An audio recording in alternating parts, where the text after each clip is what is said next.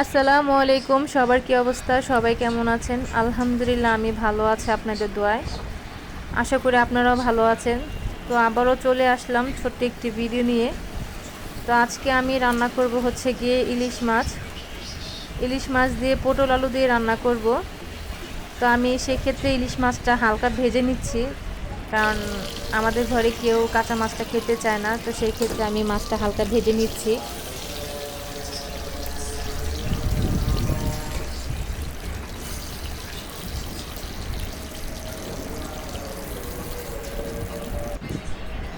তো আমি পেঁয়াজটাকে হালকা বাদামি কালার করে নিব।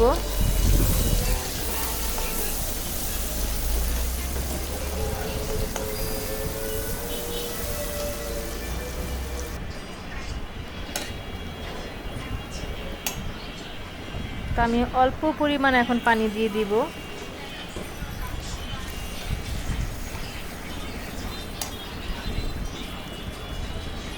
তো আমি এখানে হলুদের গুঁড়ো দিয়ে দিলাম পরিমাণ মতো,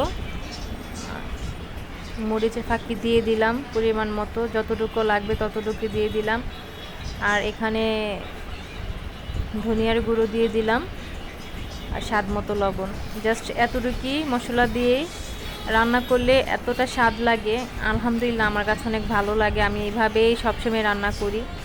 আসলে আমি কখনো রান্না কেউ থেকে শিখি নাই, আমি যতটুকু পারি আমি আলহামদুলিল্লাহ আমার দিক দিয়ে আমি চেষ্টা করি। তো আমি এটাকে ভালো মতন কষায় নিচে, দেখতে পারতেছেন উপরে তেল একটা ভাইসা উঠছে। তো আমি আলু পটলগুলো আবার দিয়ে দিলাম।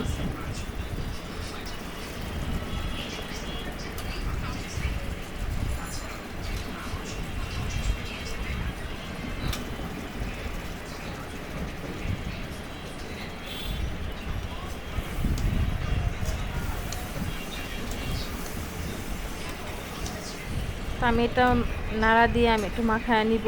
আমি এখানে পানি অ্যাড করব না এখন, আমি এটাকে ভালো মতন কষায় নিব। তো সেই ক্ষেত্রে আমি কোনো প্রকারে পানি দিচ্ছি না।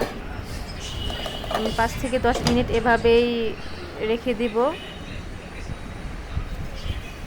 তো যখন আমার কষানো হয়ে যায় আমি আমার পরিমাণ মতন আমি পানি দিয়ে দিই। আসলে তরকারি যত কষাবেন ততই মজা হয়।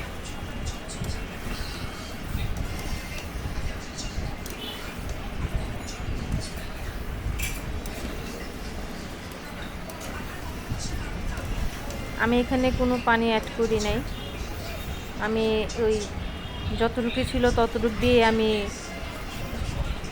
কষিয়েছি। এখন আমি পানি দিয়ে দিব পরিমাণ মতো। আসলে আপনারা যদি এভাবে বাসায় ট্রাই করেন আপনারা বুঝবেন অনেক ভালো লাগে, অনেক মজা হয়। আমার কাছে খেতে অনেক স্বাদ লাগে।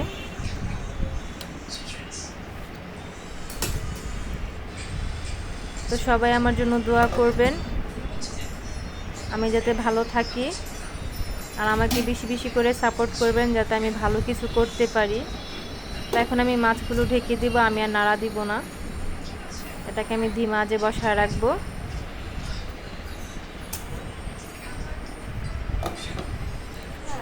তো অলমোস্ট হয়ে গেছে। তো সবাই ভালো থাকবেন।